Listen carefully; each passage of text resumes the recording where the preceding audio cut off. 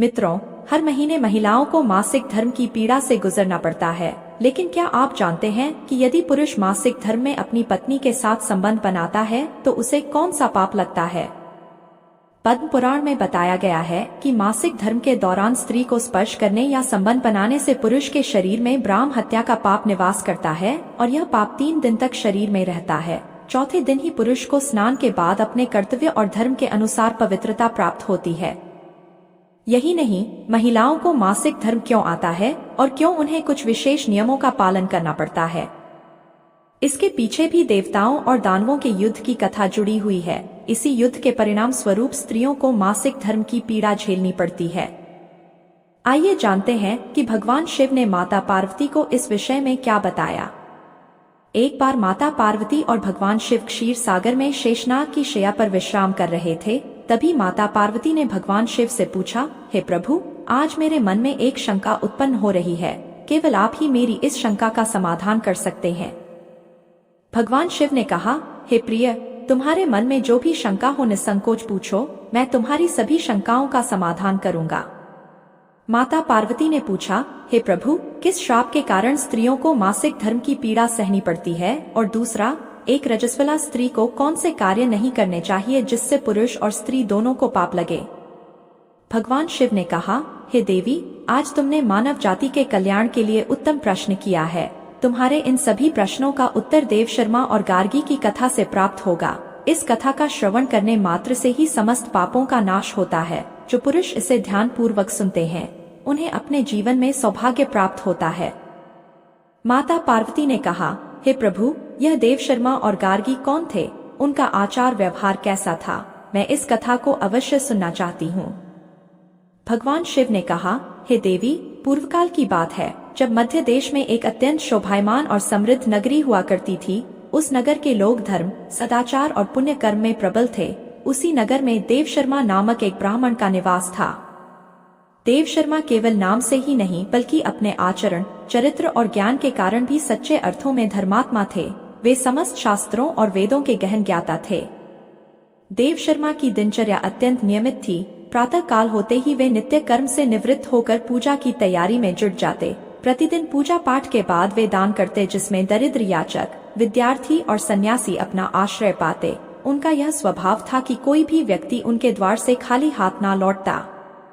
यज्ञ, हवन, संध्या वंदन और दान के कार्यों में उनका दिन बीतता और वे एक पल भी धर्म कार्य से विचलित नहीं होते। उनकी पत्नी गार्गी अपने आप में गुणों की खान थी। वे पतिव्रता और चरित्रवान थी, जिन्होंने अपना जीवन देवशर्मा के आदर्शों और धर्म पथ पर समर्पित कर दिया। उनका मुख देखने मात्र से लोगों में आदर भाव उत्पन्न हो जाता। गार्गी अपने पति की हर इच्छा का पालन करती, उन्हें धर्म कार्यों में पूरा सहयोग देती और गृहस्थी के सभी कार्य धर्म पूर्वक निभाती। उनके आचरण से यह स्पष्ट होता था कि सच्चा पतिव्रता धर्म कैसे निभाया जाता है। गार्गी का स्वभाव अत्यंत शांत और सौम्य था। उनके हृदय में सभी के लिए करुणा और ममता थी। वे अपने घर आए याचकों और दरिद्रों को कभी खाली हाथ नहीं लौटाती थी। भूखे, निर्धन या दुखी लोग जब भी उनके द्वार पर आते, गार्गी अपनी ममता भरे हाथों से उन्हें भोजन कराती, वस्त्र देती और आश्रय प्रदान करती। उनकी दयालुता और करुणा के चर्चे पूरे नगर में थे। इस प्रकार देवशर्मा और गार्गी की जोड़ी एक आदर्श दंपति की तरह मानी जाती थी। एक दिन देवशर्मा अपने आंगन में बैठे हुए विचारमग्न थे। उनके मन में आया कि सभी प्रकार के धार्मिक कार्यों के बावजूद उन्होंने अब तक भगवान सत्यनारायण की भव्य पूजा नहीं की, जो प्रत्येक शुभ कार्य में समृद्धि और सुख शांति का प्रतीक मानी जाती है। उनके हृदय में श्रद्धा उमड़ पड़ी और उन्होंने निश्चय किया कि वे अपने घर पर भव्य सत्यनारायण पूजा का आयोजन करेंगे। देवशर्मा ने नगर के प्रमुख लोगों और ब्राह्मणों को निमंत्रण दिया। सभी ने अत्यंत प्रसन्नता से आमंत्रण स्वीकार किया, क्योंकि वे जानते थे कि देवशर्मा कितने धर्मपरायण और पवित्र आत्मा के व्यक्ति हैं। अंततः वह पावन दिन आया। पूजा की विधियों में देवशर्मा पूरी तरह तल्लीन हो गए। उन्होंने मंत्रोच्चारण के साथ भगवान का आवाहन किया, हवन में आहुति दी और पूरे विधि पूर्वक पूजा संपन्न की। पूजा में भगवान सत्यनारायण का सुंदर स्वरूप स्थापित किया गया और पूरा घर देवी देवताओं की उपस्थिति से पवित्र हो गया। गार्गी भी श्रद्धा भाव से पूजा में सम्मिलित थी और पूजा की सभी सामग्री का ध्यान रख रही थी। पूजा संपन्न होने के बाद देवशर्मा ने नगर के सभी ब्राह्मणों को सम्मान पूर्वक घर में बुलाया, सुंदर आसनों की व्यवस्था की और प्रत्येक ब्राह्मण को अपने हाथों से बैठाया। फिर स्वादिष्ट भोजन परोसा गया जिसमें मिष्ठान, फल और विभिन्न प्रकार के व्यंजन शामिल थे। ब्राह्मणों ने भोजन किया और उनके मुख पर संतोष झलक रहा था। भोजन समाप्त होने के बाद देव शर्मा ने सभी ब्राह्मणों को वस्त्र, आभूषण और अन्य उपहार दान किए। उन्होंने भगवान का स्मरण करते हुए आशीर्वाद प्राप्त किया। रात्रि के समय जब पूजा और भोज की सारी व्यवस्था पूर्ण हो गई, देव शर्मा अपने घर के द्वार पर खड़े हुए विचारमग्न थे। तभी उन्होंने देखा कि उनके घर के सामने एक विचित्र दृश्य था। एक कुतिया और एक बैल आपस में बात कर रहे थे। देव शर्मा को यह अत्यंत अद्भुत और अजीब लगा, क्योंकि आमतौर पर पशु इस प्रकार संवाद नहीं करते। उन्होंने ध्यानपूर्वक उनकी बातें सुनना शुरू किया। कुतिया दुख भरे स्वर में बोलते हुए कह रही थी, हमने पिछले जन्म में अपने पुत्र देव शर्मा का पालन पोषण और शिक्षा दी, लेकिन लोभ और मोह के कारण कुछ पापों का भागीदार बन गए। यही कारण है कि हमें इस जन्म में कुतिया और बैल के रूप में जन्म लेना पड़ा है। बैल ने गहरी आवाज में उत्तर दिया, हाँ प्रिय, हमारे पापों का यह फल है कि हमें ऐसे शरीर में जन्म लेना पड़ा है, लेकिन हमारा पुत्र देव शर्मा इतना धर्मात्मा है कि उसकी पूजा और धर्म कार्य से हमें भी मुक्ति की आशा जागती है। मित्रों, यहाँ कथा का यह भाग यह दर्शाता है कि देव शर्मा और गार्गी के जीवन में धर्म और पुण्य का महत्व कितना था, लेकिन हमारा पुत्र देव शर्मा इतना धर्मात्मा और पुण्यशील था कि उसकी पूजा और धर्म कार्यों के फल स्वरूप हमें भी मुक्ति की आशा जागती थी। यह सुनकर गार्गी और देव शर्मा दोनों स्तब्ध रह गए। उनके सामने उनके माता पिता, जो पिछले जन्म के पापों के कारण इस जन्म में पशु योनि में जन्मे थे, खड़े थे। उनका हृदय करुणा और प्रेम से भर गया। वे सोचने लगे, मेरे माता पिता जिन्होंने मुझे इस संसार में लाया, उनकी मुक्ति के लिए मैं क्या कर सकता हूँ। इस चिंता में वे रात भर सो नहीं पाए। उनका मन व्याकुल था और वे भगवान का स्मरण करते हुए उपाय सोचते रहे। अंततः उन्होंने निश्चय किया कि इस समस्या का समाधान केवल मुनि वामदेव जी ही बता सकते हैं। मुनि वामदेव को धर्म और कर्म का इतना गहन ज्ञान था कि वे अवश्य ही उनके माता पिता की मुक्ति का मार्ग सुझा सकते थे। जैसे ही सुबह हुई, देव शर्मा स्नान आदि से निवृत्त होकर मुनि वामदेव जी के आश्रम की ओर चल पड़े। आश्रम पर पहुंचते ही मुनि वामदेव जी ने उनका स्वागत किया और कहने लगे, हे ब्राह्मण श्रेष्ठ, आज किस कारण से आपका हमारे आश्रम में आगमन हुआ? आप दुखी दिखाई पड़ते हैं। आपके दुख का क्या कारण है, बताइए। देव शर्मा ने विनम्रता से कहा, हे मुनीश्वर, आपको प्रणाम। आज मैं आपके पास एक शंका लेकर आया हूँ। कृपया आप ही मुझे इस दुख से बाहर निकालें। मैं अत्यंत दुखी और दुर्बल हो गया हूँ। मुनि वामदेव जी बोले, हे ब्राह्मण, दुख मत करो। जो भी शंका हो निसंकोच पूछो, मैं उसका समाधान बताऊंगा।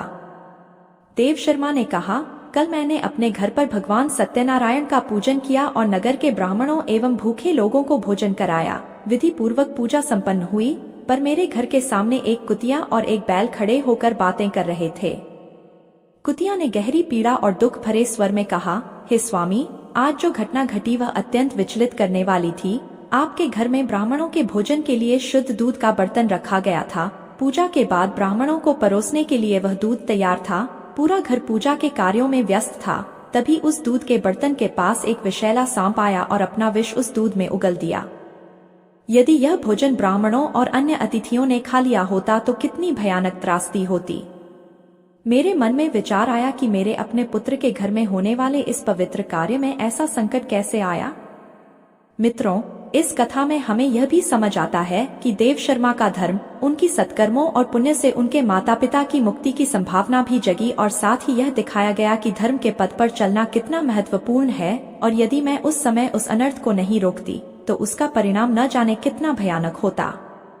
कुतिया ने अत्यंत पीड़ा भरे स्वर में आगे कहा, उस क्षण मेरे सामने धर्म और अधर्म का प्रश्न खड़ा था। मैंने बिना किसी और बात की परवाह किए एक साहसिक निर्णय लिया। मैंने सोचा यदि मेरे प्राण देकर भी इतने निर्दोष ब्राह्मणों और अतिथियों का जीवन बच सकता है तो यह मेरा कर्तव्य है। यह सोचकर मैंने उस विषैले दूध के बर्तन में रखा सारा दूध स्वयं पी लिया।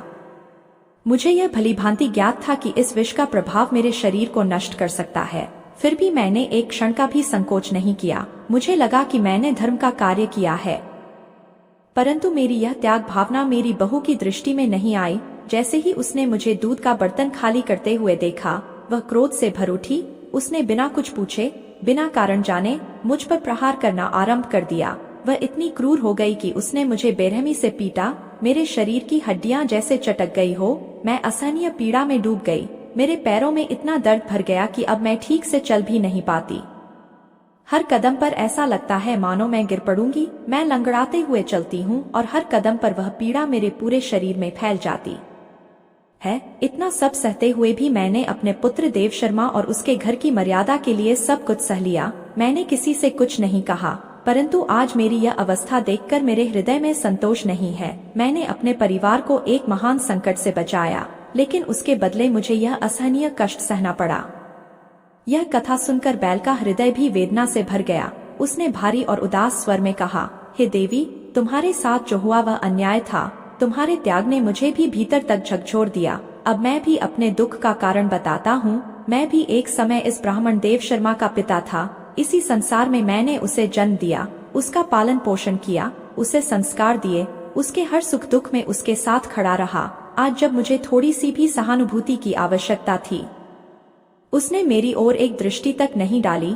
आज उसने बड़े श्रद्धा भाव से सत्यनारायण का पूजन किया, ब्राह्मणों को भोजन कराया, नगर के निर्धनों को तृप्त किया, हर अतिथि की सेवा की। सब लोग उसकी दया और उदारता की प्रशंसा कर रहे थे। घर में भोजन और जल की कोई कमी नहीं थी, परंतु उसने मुझे एक मुट्ठी घास तक नहीं दी, एक बूंद जल तक नहीं पिलाया। मैं वहाँ खड़ा उसे देखता रहा, मन में आशा करता रहा कि शायद वह मेरी ओर देखेगा, मुझे भी कुछ देगा, परंतु उसने एक बार भी मेरी ओर मुड़कर नहीं देखा।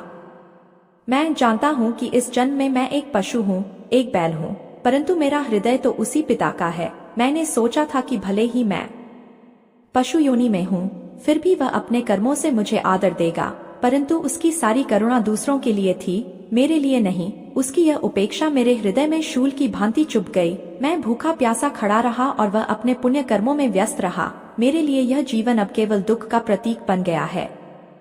यह सब सुनकर देव शर्मा मुनि वामदेव से कहने लगा, हे गुरुदेव, अपने माता पिता को इस अवस्था में देखकर मेरा हृदय विदीर्ण हो रहा है। मुझे रात भर नींद नहीं आई, हर क्षण मुझे चिंता सताती रही। मैंने जीवन में कभी जानबूझकर कोई पाप नहीं किया, फिर भी मेरे माता पिता को इतना कष्ट क्यों सहना पड़ रहा है?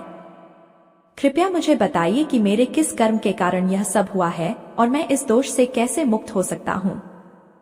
देव शर्मा ने गहरी श्रद्धा और चिंता के साथ कहा, हमेशा धर्म के मार्ग पर चला हूँ, सदैव पुण्य कर्म किए हैं, फिर भी मेरे माता पिता को ऐसे कष्ट क्यों झेलने पड़ रहे हैं? यही कारण है कि मैं आज आपके पास आया हूँ। कृपया मुझे अपनी योग्यता और शक्ति से बताइए कि मेरे माता पिता की यह दुर्दशा किस कारण हुई और उनकी मुक्ति के लिए मुझे कौन सा कर्म करना चाहिए। मुनि वामदेव ने ध्यान लगाते हुए देव शर्मा के माता पिता के पूर्व जन्म के कर्मों का निरीक्षण किया, फिर गंभीर स्वर में बोले, हे ब्राह्मण, तुम्हारे माता पिता ने अपने पूर्व जन्म में घोर पाप किए, यही कारण है कि आज उन्हें इस जन्म में इतने कष्ट सहने पड़ रहे हैं। देव शर्मा ने पुनः पूछा, हे गुरुदेव, कृपया विस्तार से बताइए कि किस पाप के कारण मेरी माता पिता को यह दुर्दशा मिली। वामदेव जी ने कहा, हे ब्राह्मण, तुम्हारा हृदय अपने माता पिता की पीड़ा से द्रवित हुआ है, यह तुम्हारी धर्मपरायणता का प्रमाण है, परंतु ध्यान पूर्वक सुनो, इस संसार में प्रत्येक दुख का कोई कारण होता है। तुम्हारे पिता का यह दुख भी उनके पूर्व कर्मों का ही फल है। तुम्हारे पिता जो इस जन्म में बैल के रूप में तुम्हारे सामने खड़े हैं, पिछले जन्म में अत्यंत प्रतिष्ठित ब्राह्मण थे। वे कुंडी नगर के श्रेष्ठ ब्राह्मणों में से एक थे, जिनकी विद्या और सम्मान पूरे नगर में विख्यात था, परंतु उन्होंने अपने जीवन में कुछ ऐसे कर्म किए जिनके कारण उन्हें इस जन्म में पशु योनि में आना पड़ा। एक दिन एकादशी का पवित्र व्रत आया। यह व्रत भगवान शिव को प्रसन्न करने के लिए अत्यंत महत्वपूर्ण माना जाता है, परंतु तुम्हारे पिता ने इसे विधि पूर्वक न मानते हुए दिन के अंत में भोजन कर लिया। उन्होंने भले ही व्रत रखा था, परंतु व्रत की समाप्ति पर भगवान के नाम का भोग अर्पित किए बिना ही भोजन कर लिया और इस दिन कोई दान पुण्य भी नहीं किया, यह जानते हुए भी कि इस दिन दान और धर्म का विशेष महत्व है। उन्होंने अपने पास आए जरूरतमंदों और द्वार पर आई गायों को अन्न तक नहीं दिया। गाय करुण दृष्टि से भोजन की आशा लिए खड़ी थी, पर उन्होंने उनकी ओर ध्यान नहीं दिया। इस प्रकार वे अपने कर्तव्यों से विमुख हो गए और धर्म की मर्यादा का उल्लंघन किया। इसके अतिरिक्त उन्होंने अपने पितरों का श्राद्ध और तर्पण भी केवल औपचारिकता के लिए किया और पूर्ण मनोयोग से नहीं निभाया। पितरों का आशीर्वाद ही संतानों और कुल की रक्षा का आधार होता है, परंतु उन्होंने इसमें उपेक्षा की। सबसे महत्वपूर्ण बात है देव शर्मा, तुम्हारे पिता ने एक ऐसा पाप किया जो ब्राह्मण धर्म के लिए घोर अनुचित था। उन्होंने मासिक धर्म में अपनी पत्नी गार्गी के साथ संबंध स्थापित किया। यह शास्त्रों के अनुसार अनुचित और अपवित्र माना गया। जो पुरुष मासिक धर्म में अपनी पत्नी के साथ संबंध करता है उसे ब्रह्मा हत्या के समान बड़ा पाप लगता है। यह पाप पुरुष के जीवन में बहुत गंभीर परिणाम लाता है और उसके धर्म, पुण्य और स्वास्थ्य को प्रभावित करता है। यह उसी कारण से तुम्हारे पिता को इस जन्म में बैल के रूप में जन्म लेना पड़ा और इसी पाप ने उनके पुण्य कर मुंह पर धब्बा लगाया। मुनि वामदेव ने गंभीर दृष्टि से देव शर्मा की ओर देखा और बोले, हे ब्राह्मण, तुमने अपने पिता के पापों का कारण सुना, अब ध्यान पूर्वक अपनी माता गार्गी के बारे में भी सुनो। धर्म में स्त्री के लिए मासिक धर्म के समय कुछ विशेष नियम और मर्यादाएं निर्धारित हैं, जिनका पालन करना आवश्यक है, परंतु तुम्हारी माता ने इन नियमों का उल्लंघन किया, जिसके कारण उन्हें भी महापाप का भागी होना पड़ा। तुम्हारी माता जब रजस्वला अवस्था में थी तब भी उन्होंने भोजन बनाया। शास्त्रों के अनुसार इस अवस्था में भोजन बनाना वर्जित है, क्योंकि उस समय स्त्री को विश्राम करना चाहिए और किसी भी पवित्र कार्य से दूर रहना चाहिए। परंतु गार्गी ने इस नियम का उल्लंघन किया और रजस्वला होने के बावजूद रसोई का कार्य किया। इस कारण उनकी पवित्रता भंग हुई और भोजन में अशुद्धता आ गई। यही पहला कारण है जिससे उन्हें पाप का दोष लगा। इसके अतिरिक्त रजस्वला अवस्था में भी उन्होंने भगवान की पूजा की। उन्होंने तुलसी को जल अर्पित किया, जो शास्त्रों के अनुसार इस अवस्था में अनुचित माना जाता है। तुलसी स्वयं पवित्रता का प्रतीक है और उसे स्पर्श करने के लिए भी पूर्ण शुद्धता आवश्यक होती है। परंतु गार्गी ने न केवल तुलसी का स्पर्श किया बल्कि उसे जल भी चढ़ाया। इससे तुलसी का अनादर हुआ और धर्म की मर्यादा का उल्लंघन हुआ। इतना ही नहीं, रजस्वला होते हुए उन्होंने भगवान के लिए भोग अर्पित किया। भगवान को अर्पित होने वाले भोग में शुद्धता और पवित्रता अनिवार्य होती है, परंतु गार्गी ने अपनी शारीरिक अवस्था की परवाह किए बिना इसे स्पर्श किया। शास्त्रों के अनुसार यह एक बड़ा पाप है। हे देव शर्मा, यही कारण है कि तुम्हारी माता को भी इस जन्म में कठिनाई और पाप का भागीदार बनना पड़ा। इस प्रकार मासिक धर्म के दौरान स्त्री और पुरुष दोनों को शास्त्रों द्वारा स्थापित नियमों का पालन करना अनिवार्य है, अन्यथा इसके गंभीर परिणाम उनके जीवन और धर्म पर पड़ते हैं। इस दोषपूर्ण कर्म से भगवान का अनादर हुआ और इसका पाप गार्गी की आत्मा पर भी लगा। मुनि वामदेव ने देव शर्मा से कहा, हे ब्राह्मण, ध्यान से सुनो। मासिक धर्म के दौरान स्त्री 3 दिनों तक अपवित्र मानी जाती है। इस समय स्त्री को पूजा पाठ नहीं करना चाहिए, न ही किसी पवित्र कार्य में सम्मिलित होना चाहिए। अपने बाल धोना भी इस दौरान उचित नहीं, क्योंकि ऐसा करने से पति की आयु कम हो सकती है। मासिक धर्म के दौरान पेड़ पौधों और पवित्र स्थानों को स्पर्श करना वर्जित है। रजस्वला स्त्री के साथ संबंध बनाना भी शास्त्रों के अनुसार पाप है। जो पुरुष इस अवधि में रजस्वला स्त्री के साथ संबंध करता है उसे राम हत्या का पाप लगता है। यदि कोई रजस्वला के वस्त्र या शरीर को स्पर्श करता है उसे भी पाप होता है। रजस्वला स्त्री के शरीर में यह पाप 3 दिनों तक निवास करता है और चौथे दिन स्नान करके ही वह पवित्र होती है। चौथे दिन स्नान करने के पश्चात स्त्री को केवल अपने पति का मुख देखना चाहिए, अन्य किसी पुरुष का नहीं। यदि पति अनुपस्थित हो तो सूर्यदेव के दर्शन करने चाहिए। यही कारण है कि तुम्हारे पिता को बैल और तुम्हारी माता को कुतिया का जन्म प्राप्त हुआ। देव शर्मा ने वामदेव से पूछा, हे मुनीश्वर, अब आप मुझे मेरे माता पिता की मुक्ति के लिए उपाय बताइए। वामदेव जी ने कहा, हे ब्राह्मण, किसी भी अमावस्या के दिन अपने माता पिता की मुक्ति के लिए श्राद्ध और तर्पण करो, दान और धर्म का कार्य करो, गायों की सेवा करो और गौ माता को मिष्ठान अर्पित करो। अपने माता पिता की मुक्ति के लिए भगवान से प्रार्थना करो। देव शर्मा ने यह सब किया और उसके माता पिता को समस्त पापों से मुक्ति प्राप्त हुई। फिर भगवान शिव माता पार्वती से कहते हैं, हे देवी, मैंने तुम्हें रजस्वला स्त्री के नियम और उनसे जुड़े पाप स्पष्ट रूप से बता दिए हैं। अब मैं तुम्हें यह भी बताता हूँ कि स्त्री को मासिक धर्म क्यों आता है। पूर्व काल में वृत्र का वध करने के कारण देवराज इंद्र को ब्रह्मा हत्या का पाप लगा। ब्रह्मदेव ने उनकी सहायता के लिए शरीर से ब्रह्मा हत्या को निकालकर 4 भाग किए। एक भाग अग्नि ने, दूसरा जल ने, तीसरा वृक्षों ने स्वीकार किया, चौथा भाग कोई स्वीकार नहीं कर रहा था। तब ब्रह्मदेव ने स्वर्ग की अप्सराओं से पूछा। सभी अप्सराएं मान गई और उन्होंने उस पाप का चौथा भाग स्वीकार किया। यही भाग स्त्रियों को मासिक धर्म के रूप में प्राप्त हुआ। तब ब्रह्मदेव ने मनुष्य जाति को चेतावनी दी कि जो पुरुष किसी रजस्वला स्त्री के साथ संबंध बनाए या उसे स्पर्श करे, उस पर ब्रह्मा हत्या का पाप लगेगा। भगवान शिव ने कहा, हे देवी, इस प्रकार स्त्री के रजस्वला होने के पीछे की कथा और रजस्वला स्त्री के नियम स्पष्ट हो गए। जो स्त्री मासिक धर्म के दौरान पूजा पाठ करेगी या पति के साथ संबंध बनाएगी, उसके घर में मैं प्रवेश नहीं करूंगा।